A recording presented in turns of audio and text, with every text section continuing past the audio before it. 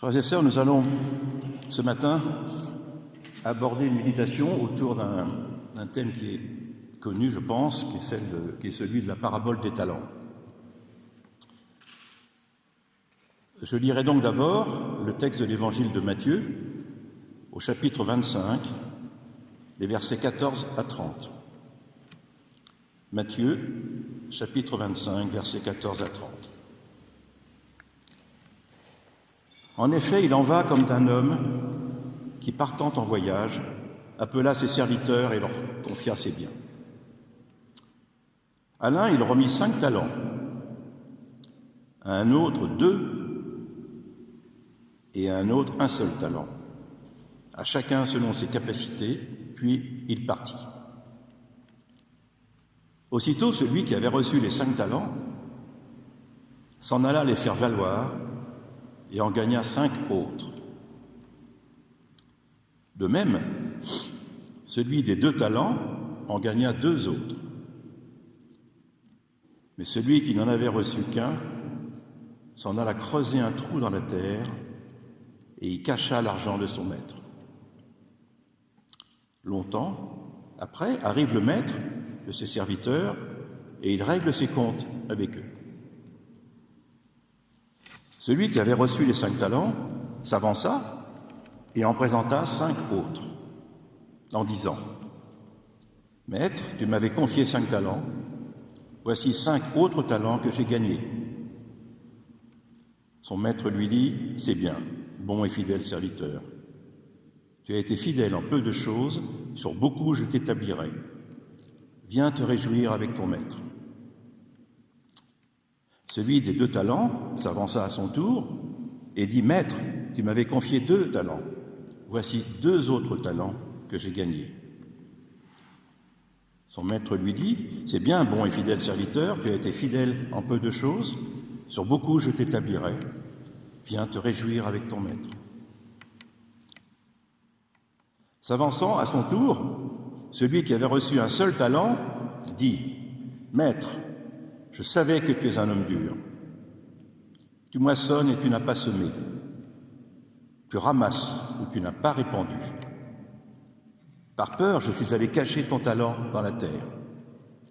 Le voici, tu as ton bien. » Mais son maître lui répondit : « Mauvais serviteur, timoré, tu savais que je moissonne où je n'ai pas semé et que je ramasse où je n'ai rien répandu. Il te fallait donc placer mon argent chez les banquiers. À mon retour, j'aurais recouvré mon bien avec un intérêt. Retirez-lui donc son talent et donnez-le à celui qui a les 10 talents. Car à tout homme qui a, l'on donnera, et il sera dans la surabondance. Mais à celui qui n'a pas, même ce qu'il a lui sera retiré. Quant à ce serviteur bon à rien, jetez-le dans les ténèbres du dehors. Là seront les pleurs et les grincements de dents. »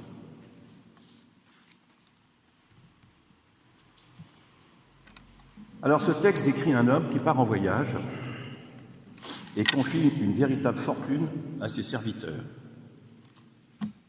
Il faut noter effectivement qu'un talent est une monnaie qui représente plus ou moins 25 kilos d'or,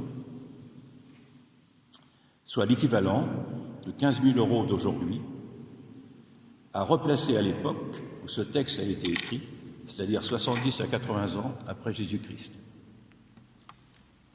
Pour fixer des idées, les théologiens estiment que cette somme équivaut à 25 ans du salaire d'un ouvrier de l'époque. L'homme dont on parle ici a confiance en eux et attend d'eux en retour un résultat, la fructification de ses biens. On constate qu'il donne à chacun une somme différente, en fonction de ses capacités supposées. Et plus il donne une somme importante, plus il exige un retour important.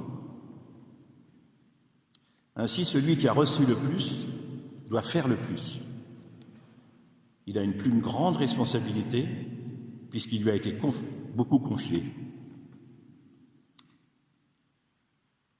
Alors que les dons sont véritablement une chance réelle pour celui qui les reçoit, ils peuvent apparaître comme une charge.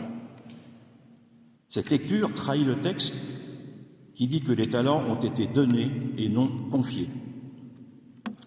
Le don conduit à la surabondance et à la joie. Il n'est pas une dette envers Dieu qui conduit aux ténèbres. La parabole illustre l'obligation pour les chrétiens que nous sommes de ne pas gâcher leurs dons reçus de Dieu et de s'engager, malgré les risques, à faire grandir le royaume de Dieu. Le mot « le talent » a pris son sens depuis cette parabole. Jésus cherche dans chacune de ces paraboles, mode de communication qu'il affectionne particulièrement, à nous instruire, à nous adresser un message important. Ici, Jésus nous montre à la fois la rigueur du jugement et l'inépuisable largesse de Dieu. Croire dans la grâce, c'est croire que l'on peut vivre autrement, non plus dans le sentiment de devoir, mais dans le sentiment de l'amour. C'est accepter de recevoir, c'est aussi donner, c'est être dans la logique de la gratuité, du don et du pardon. Dieu nous donne beaucoup, mais exige, attend de nous beaucoup en retour. Il est exigeant avec nous, mais se montre patient et plein d'amour à notre rencontre.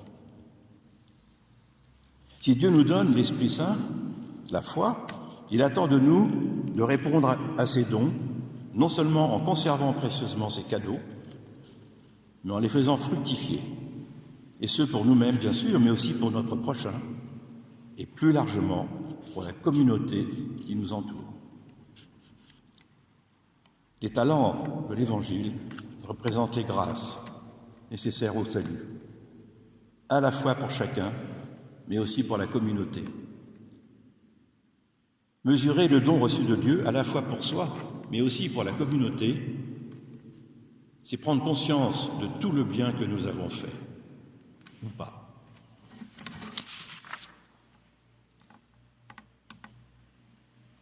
Chers frères et sœurs, cette parabole est surprenante.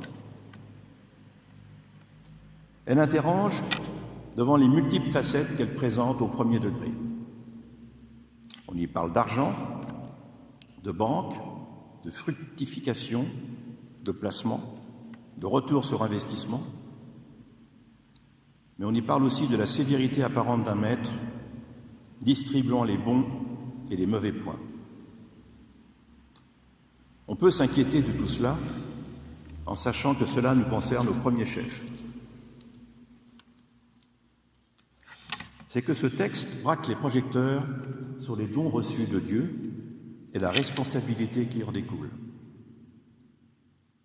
Cette parabole exige un examen de conscience strict de notre part et provoque normalement un phénomène de contrition, mais surtout invite à la conversion.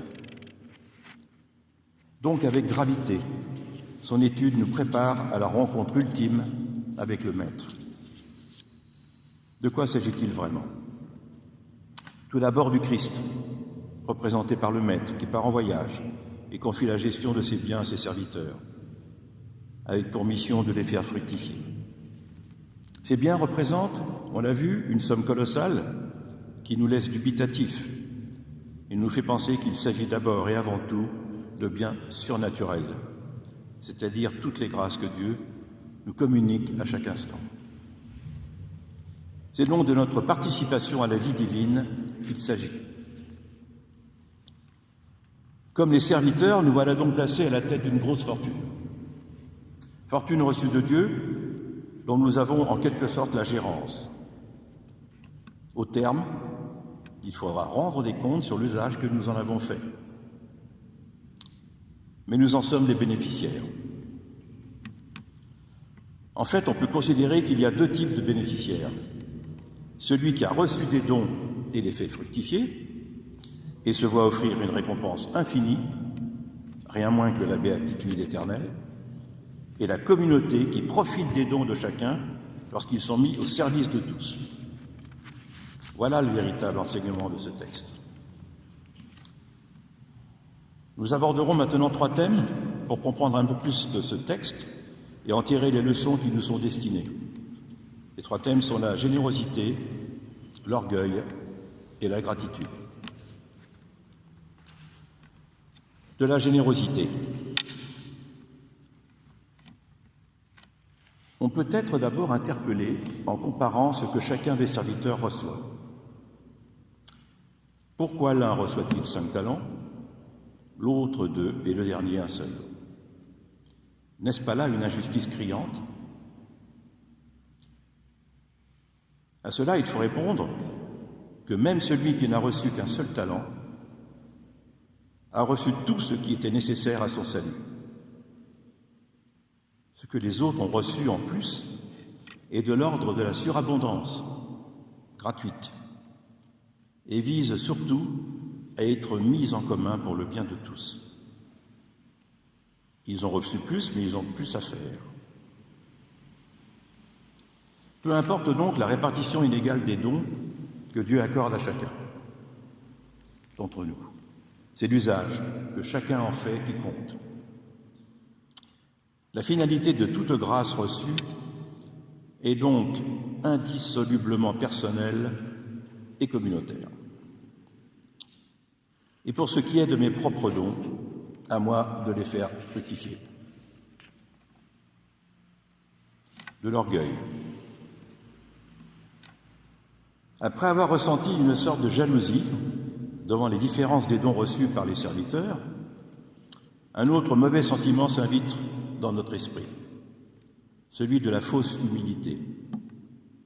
Est-ce bien conforme au christianisme que de vouloir étaler ses talents et ainsi chercher à briller aux yeux du monde? N'est-ce pas de l'orgueil? Raisonner ainsi revient à oublier que tous nos dons proviennent de quelqu'un d'autre, et pas de n'importe qui. Ils ne proviennent pas de nous, nous n'y sommes pour rien. Il est bon pour le chrétien d'avoir conscience de ses qualités, mais nous ne devons pas nous en attribuer le mérite exclusif. C'est Dieu qui m'a fait tel que je suis, qui a suscité mon œuvre, l'a accompagné et lui a fait porter du fruit. En réalité, soyons conscients qu'au travers de nos dons apparents, nous chantons la gloire de Dieu. Celui qui enterre ou dissimule son talent, soit en le niant, soit en négligeant de travailler pour lui faire porter du fruit, refuse ou rejette la grâce que Dieu lui donne. C'est un suicide spirituel pour celui qui agit ainsi et un assassinat spirituel à l'égard de l'Église qui a besoin que ses dons soient déployés et partagés. Il faut aussi remarquer que le mauvais serviteur de la parabole n'est pas jeté dans les ténèbres du dehors, comme il est dit au dernier verset de ce chapitre, pour avoir omis de faire le bien, c'est qu'il a été négligent. Derrière la comparaison jalouse ou envieuse de la fausse humilité, comme on l'a vu, se cache le démon de la paresse. C'est un défaut, et non des moindres, qui nous concerne tous, en tout cas moi. Nous sommes tous capables, à un moment ou à un autre, de négligence, de futilité et de faiblesse. Travailler à la gloire de Dieu, travailler pour son prochain, demande des efforts, nous fait rencontrer des difficultés et peut nous faire baisser les bras. De la gratitude. À l'inverse, celui qui accueille avec gratitude les dons reçus de Dieu, les fait fructifier par ses efforts et en fait profiter les hommes, celui-là reçoit une récompense éternelle. Cela est vrai quels que soient les dons reçus au départ, en qualité comme en quantité. Ces dons que l'on peut qualifier de spirituels, reçus par la grâce que Dieu nous accorde, revêtent la notion de service ou d'un ministère au bénéfice du peuple de Dieu. La grâce suggère l'idée de bonté spontanée et d'actes de générosité suscités par la compassion à l'égard de ceux qui sont dans le besoin. La générosité doit caractériser les relations au sein de la communauté chrétienne. Non seulement parce que Dieu est à l'œuvre dans la fragilité et la souffrance, mais aussi parce que la grâce de Dieu se révèle par toute une variété de dons. La grâce divine fonde ainsi les relations de Dieu avec l'homme sur la généreuse initiative et sur la fidélité de Dieu. La gratitude est la réponse que Dieu attend de l'être humain, mais n'est jamais une rétribution à la grâce. En fait, nous sommes tous dotés plus ou moins de talents. Ces dons se présentent sous la forme de domaines variés, culturels, comme l'écriture, la lecture, artistiques, comme la peinture, la musique, mais aussi le courage, l'empathie, l'énergie, l'autorité, le sens du commandement et le don de soi, par exemple. Certains rayonnent naturellement et d'autres ont des talents plus discrets, mais tout aussi importants, voire plus, comme l'amour, le dévouement, la modestie, la discrétion, la générosité. Tous ces dons sont des cadeaux du ciel, des grâces, qui doivent être développées pour son bien propre, mais surtout au service de la communauté. C'est ce que Dieu nous demande. Comme aux 2 premiers serviteurs, celui-là s'entendra dire par Jésus, à un moment ou à un autre de sa vie, ou au terme de celle-ci, « Serviteur bon et fidèle, tu as été fidèle pour peu de choses, je t'en confierai beaucoup. Entre dans la joie de ton Seigneur. » Soyons donc tous conscients de nos talents, dont nous disposons tous, et utilisons-les pour soi-même et surtout pour notre prochain. Veillons donc, chers frères et sœurs, veillons et travaillons à déployer les dons reçus de Dieu. Soyons confiants dans la miséricorde divine qui nous est offerte gratuitement pour nous donner encore davantage. Soyons généreux à l'appel du divin. Après avoir reçu, soyons donc dans la logique de gratuité, de partage et du pardon. Enfin, posons-nous cette question, chacun de nous dans notre fort intérieur, qu'as-tu fait de tes talents? Elle nous fait comprendre notre relation à Dieu et nous prépare à la sanctification. Cette parabole des talents nous secoue. Tant mieux, ça réveille. Amen.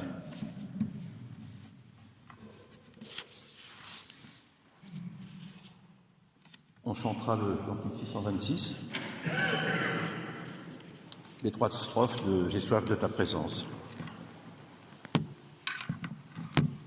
On peut rester assis si vous le désirez.